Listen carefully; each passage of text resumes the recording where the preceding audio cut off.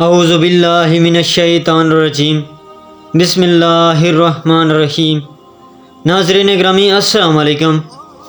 ناظرین گرامی، آج کا ہمارا موضوع ہے درود پاک کی فضیلت کا ذکر کریں گے۔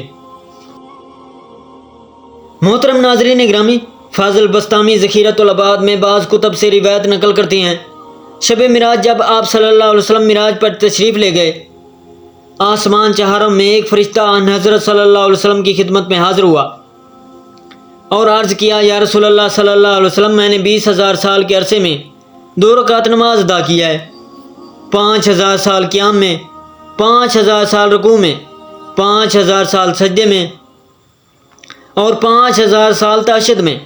میں اپنی اس عبادت کا ثواب آپ صلی اللہ علیہ وسلم کی امت کو ہبہ کرنا چاہتا ہوں۔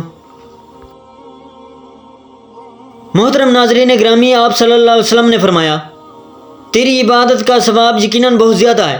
سن، مجھے قسم ہے اپنے پروردگار کی عزت و جلالت کی، میری امت میں سے جب کوئی مومن مجھ پر اور میرے اہل بیت علیہ السلام پر 1 مرتبہ درود پڑے گا، اللہ اس کو تیری 20,000 سال والی عبادت سے زیادہ ثواب عطا فرمائے گا۔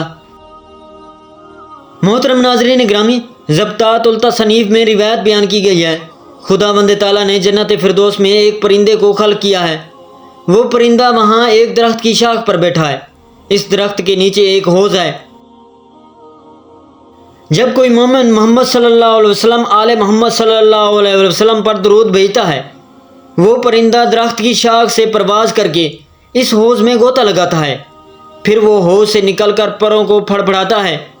جتنے قطرے پانی کے اس کے پروں سے گرتے ہیں، ہر قطرے سے اللہ ایک ایک فرشتے کو پیدا کر دیتا ہے، اور وہ فرشتہ قیامت تک اس مومن کے لیے طلب مغفرت کرتا ہے اور اس مومن پر درود بھیجتا ہے۔ محترم ناظرین گرامی، ویڈیو اچھی لگی تو ویڈیو کو لائک، چینل کو سبسکرائب اور بیل آئیکن کو دبا دینا، اور اچھا سا کمنٹس دینا نہ بھولیے گا تاکہ آنے والی ہر ویڈیو کا نوٹیفیکیشن پہلے آپ تک پہنچے۔ اگلی ویڈیو تک دیجیے ہمیں اجازت، اللہ نگہبان۔